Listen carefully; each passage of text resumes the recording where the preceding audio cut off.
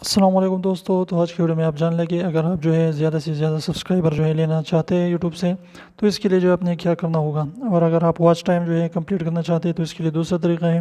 لیکن اگر سبسکرائبر آپ چاہتے ہیں اور آپ کا واچ ٹائم جو ہے مکمل ہے اور آپ اپنے سبسکرائبر کو بڑھانا چاہتے ہیں، تو آپ نے کیا کرنا ہوگا کہ آپ جو ہے زیادہ سے زیادہ شارٹ ویڈیوز اپلوڈ کریں۔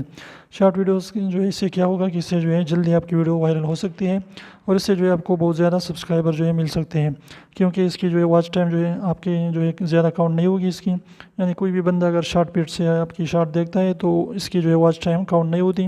لیکن اس کے ذریعے جو ہے آپ اپنے واچ ٹائم کو نہیں